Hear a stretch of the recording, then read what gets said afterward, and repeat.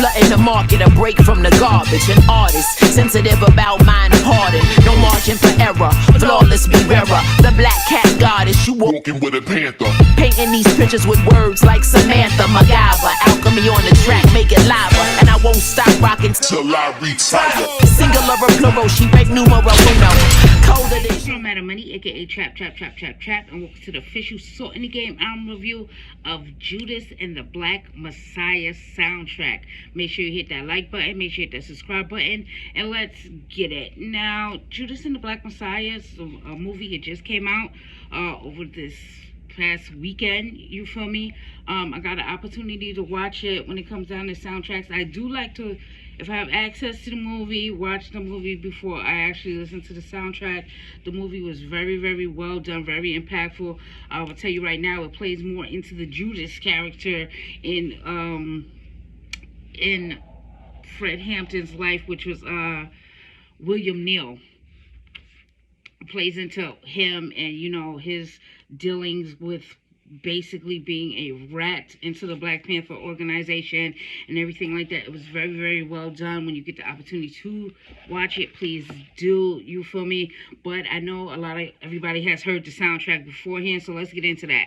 Now, it starts off with Fred Hampton Jr., you feel me, who did not even have the opportunity to be with his father because of what happened in Fred Hampton's life, you understand? But it starts off with a COINTELPRO kind of, you know, historic backdrop about all of that, and also what happened on December 4th. That was the day that Fred Hampton was assassinated while sleeping in his bedroom. Crazy things that went on there. So if you're not familiar with the history of it, you can always check out the history of what happened to Fred Hampton, one of the most impactful and important voices that we had into the civil rights movement.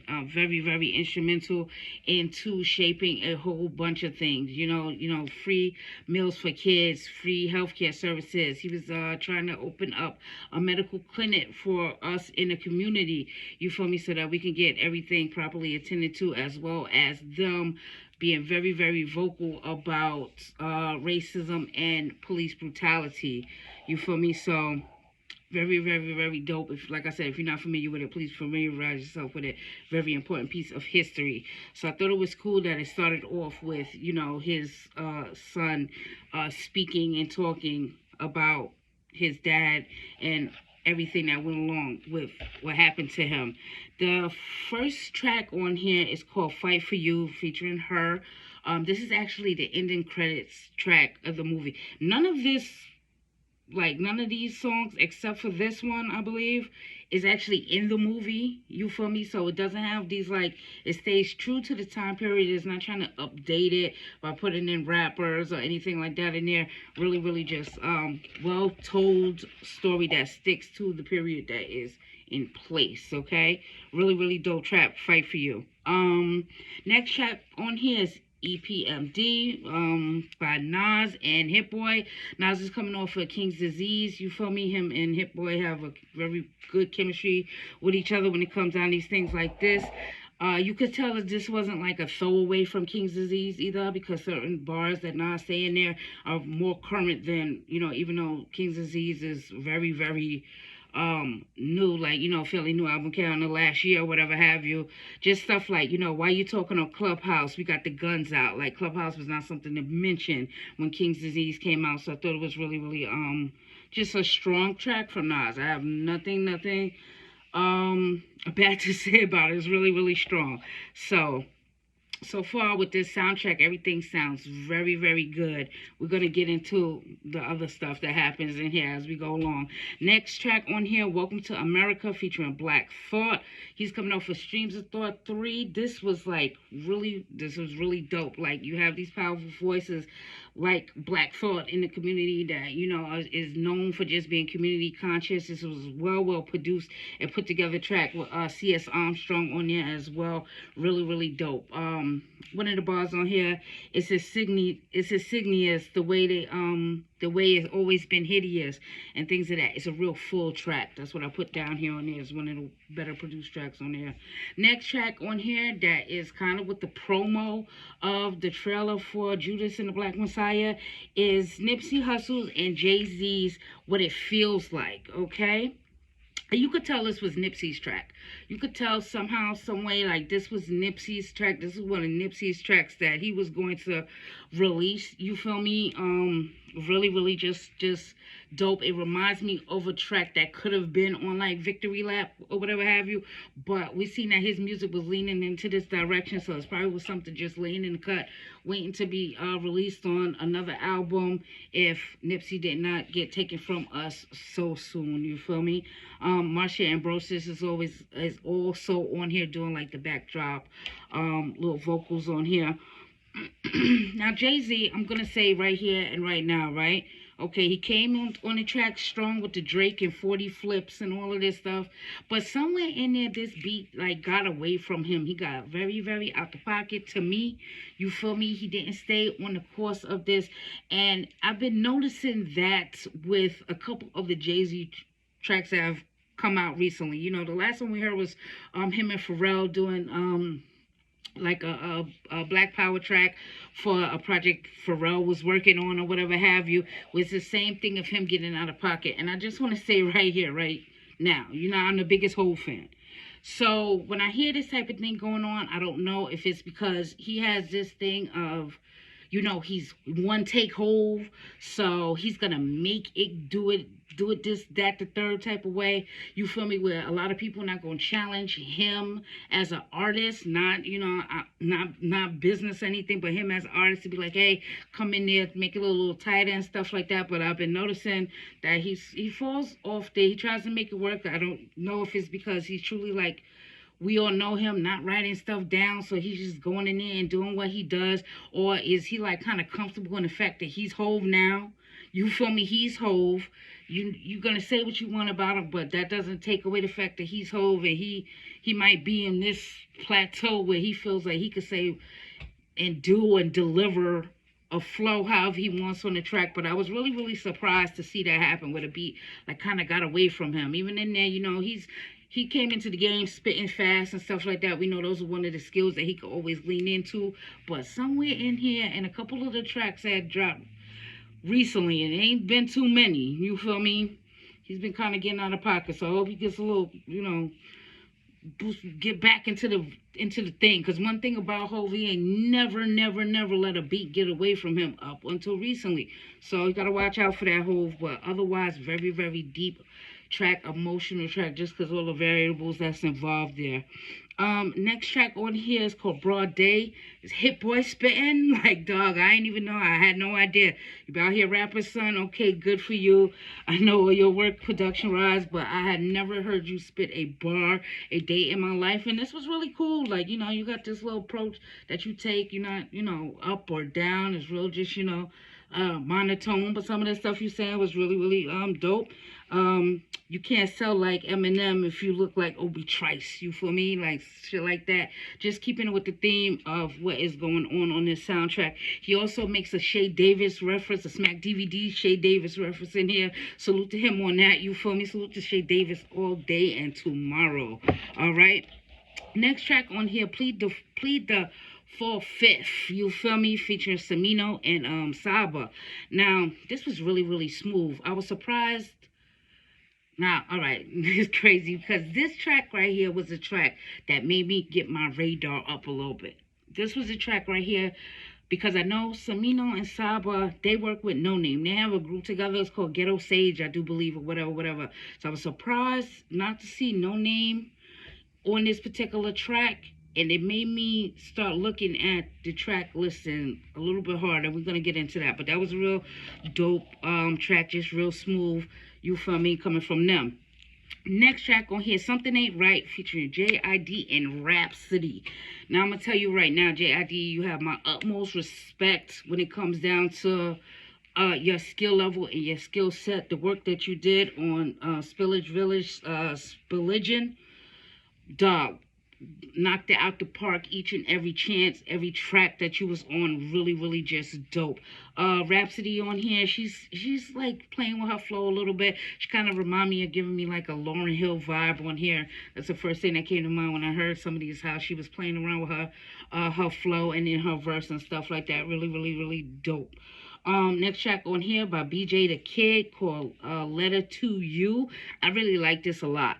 And this is a track right here that made me notice that, you know, this album so far, even though we just a couple of tracks in, it's very long too. This is a full soundtrack, something like 20 some odd tracks on here. But like, this album is really like embodying like black music, like period, and the influence and stuff like that. Everybody's keeping up with the theme. So far so good on here. I was really surprised because I know BJ the Chicago Kid. I'm not somebody who sits and listens or whatever, but from this right here, I will go back and listen to his work. So he made me inquisitive about what he's been doing out here. Really, really, really dope. Next track on here, On Your Mind, featuring Little Durk. He's a Chicago native, all right? I was good to see, you know, this is a trap track. So I have, you know, trap influence on here. So this is why I said, okay, still what BJ the Chicago Kids track made me notice that this is like embodying, you know, just black music, black hip hop and R&B as a total on here. Is going across a couple of things on here. I was really, really dope to see it. I wasn't mad at that track at all. Next track on here is called Appraise, featuring White Dave. Now it's weird because like White Dave, he's like a soundtrack artist on the low. Like he was on the Creed soundtrack when it came out. He was not on the Black Panther soundtrack because TDE kind of like took that over, but he has work accredited in that movie though, even though he's not on the soundtrack for that. Really, really cool. Next track on here, All Black, featuring G Herbo. All right, and this was not it for me. He was just too punched in. It was too noticeable to me. So I'm like, you know, if every other bar you're coming across punched in, or every like 3 to 4 bars it's a punch, it's a problem to me. Now you have another track on here, we'll get into that too, but this right here, this wasn't strong enough for me. That should not have been on this album, especially with everything that had come on prior to. I really didn't like that. All Black was sitting in like the middle of this project like that. Next track on here, again, another trap track. So I'm like, they really got these trap tracks going on in here, and there's nothing wrong with that, you know, because they're using artists from the area. You know, drill and trap is something that they like lean into Chicago at this point, as well as having an array of artists that are really, really community conscious. But this is where I started to think about what was actually happening on this album.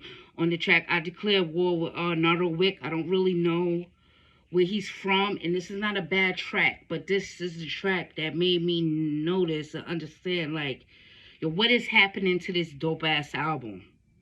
What is happening to this dope ass album? Like, okay, we came in strong, everything is real powerful, black power music, you feel me? Then we get hit with Little Durk, a subpar G Herbo track, Nardo Wick, who we're not familiar with, and after Nardo Wick is a track by Pooh Shiesty, No Profanity. And I'm sitting here and I'm trying to think why they took this direction, why they took this route, and where are the other artists from Chicago that could have been more impactful on this project? Like I said before, where is No Name? Where is Add 2 at, who made Jim Crow the musical? He's out of Chicago. Where is Common Sense? Where is Lupe Fiasco? Like, where is Vic Mensa? Where is these people that have these tendencies to make strong, community-conscious, black power music? Why weren't they allowed to be on this album? Now, I get it. I'm not trying to knock anything or any variance that's going on here, because, you know, music changes. And we can't just sit there, you know, it should have been all boom bap, or it should have been all just this mainstream thing going on here. I don't think that's the route that they should have took when they're using somebody as Fred Hampton as as the theme, the bass for this soundtrack of this movie, and you do not have stronger voices on this album. Like I said, like duh, like common sense, that's a given. All right. Add two, he should have had that spotlight put on him. No Name should have a track on here because of the powerful women that are portrayed in this movie. You feel me? Lupe Fiasco could have lent his voice on here. Vic Mensa could have lent his voice on here. And if you want to highlight people from Chicago, like lesser no names and stuff like that, it's a lot of other people that could have been on here, and I think would have went with the theme a little better given the opportunity. Somebody like Vic Spencer, like, you feel me? Even somebody like Chris Crack, if you give them the opportunity to do something like this, I think that they will perform better than just sliding a couple of these artists in here. All right, now, like, no knock on nobody that's on the album. Do your thing, dog.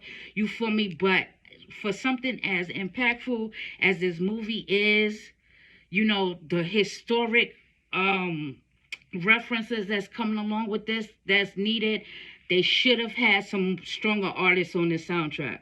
That's point blank, period.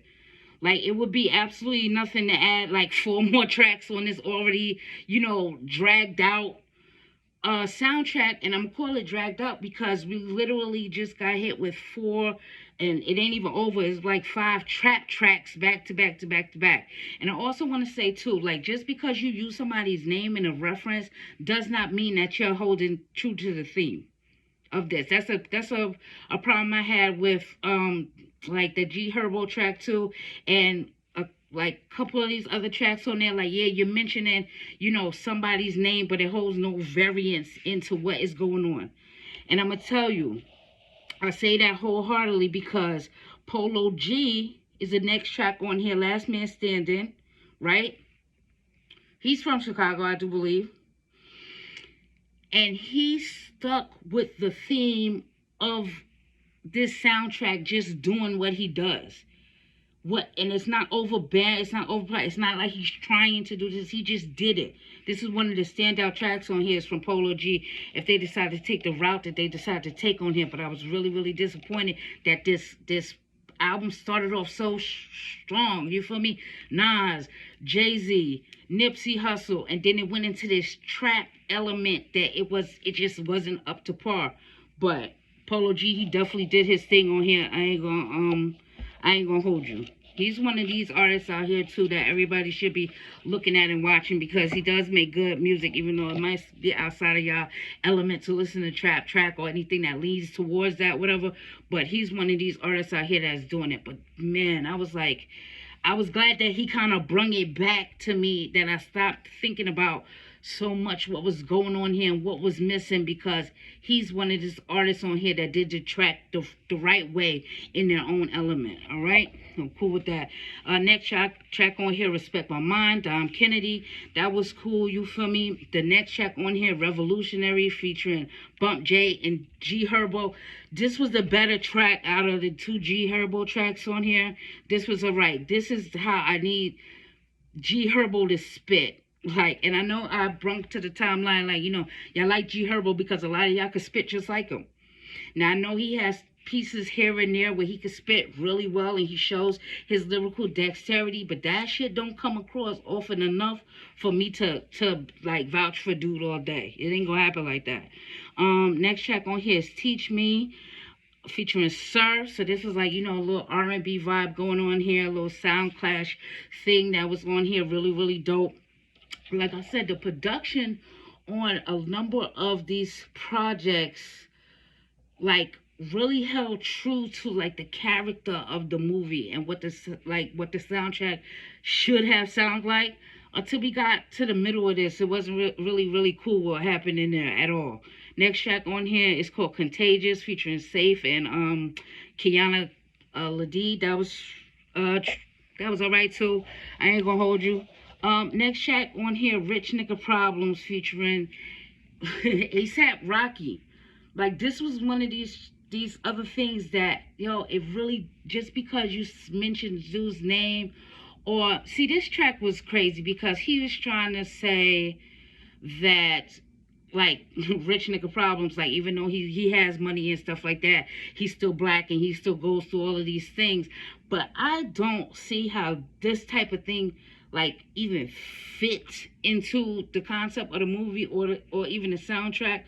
I really think that these opportunities should have been given to some of these other artists that's from Chicago, around Chicago, and actually do this shit day in and day out. Like, it's just crazy. The outro on here was just like a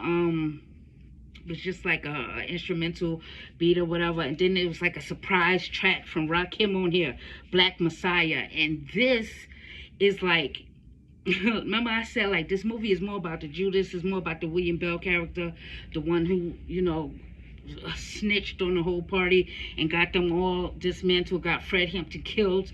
Really, this really told Fred Hampton's life story coming from Rakim, and I really did appreciate that a lot, because you got a chance to actually hear his life story, which you don't come into this movie don't start off, you know, coming into, like, you know, how Fred was brung up and all of this stuff. So what Rakim did here on Black Messiah was really needed, just for you to familiarize yourself more with Fred Hampton. You understand? I'm going to be real clear here, right? They dropped the ball with this soundtrack, and everybody was amped and hyped and all of this stuff about this movie because of the people we saw attached to it. Like I said, the Nas, the Jay-Z, Nipsey, all of these people. But like, even like where is like Chance the Rapper? Where is, I'm not even a Chance fan, but where are these people that could take it to that level and maintain it onto that level? Now, I don't have a problem at all with showing other people from the area, other types of hip hop, you feel me, and all of this stuff. But dog, a lot of this right here was just too much. They really dropped the ball on this for me. Like the first half of this, and I'm gonna just go back to my notes real quick, because like it was just so strong. It was strong track after strong track, and then they just said fuck it. And I don't appreciate that when you have something so influential on the line right here. Like I said, Fight For You, dope track. EPMD, Nas track, dope track. Welcome to America, Black Thought, dope track.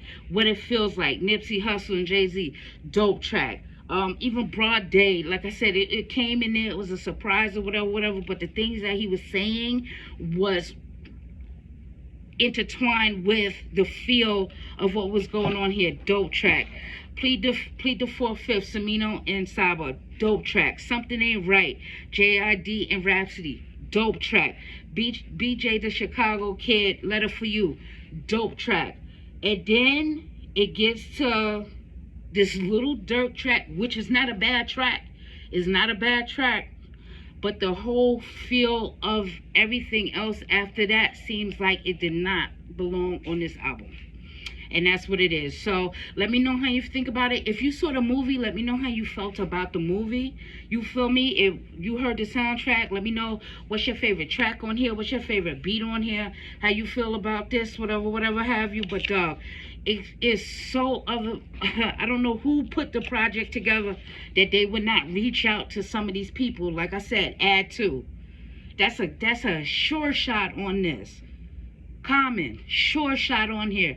Lupe Fiasco, sure shot. If you just want to go get wild or whatever, Vic Mensa, that's a sure shot on here. These are things that should have fucking been on this album, and it just wasn't on the album. So, I don't know, I don't know. I don't think that too many of us is going to be going back to, a number of tracks on here. We may go back to, the Nipsey Jay-Z track, the Nas track, and things like this, but this had the potential to be one of them, like, award-winning, soundtracks, putting hip-hop on the board in that area, and it just didn't happen here. But I'm Madam Money. You can follow me on Twitter and IG at Madam Money Says. That's MADAMMONEYSAYS. Let me know how y'all feel about it in the comments below.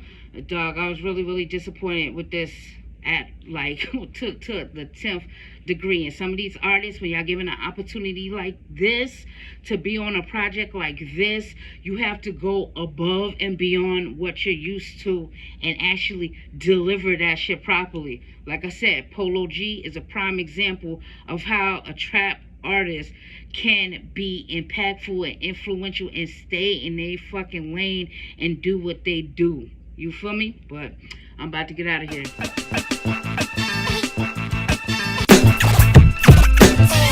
They ain't ready, steady aim at the target. I'm flooding the market, a break from the garbage. An artist, sensitive about mind pardon. No margin for error, flawless be rarer. The black cat goddess, you walking with a panther. Painting these pictures with words like Samantha MacGyver. Alchemy on the track, make it lava. And I won't stop rocking till I retire. Singular or plural, she break numero uno. Colder than you know.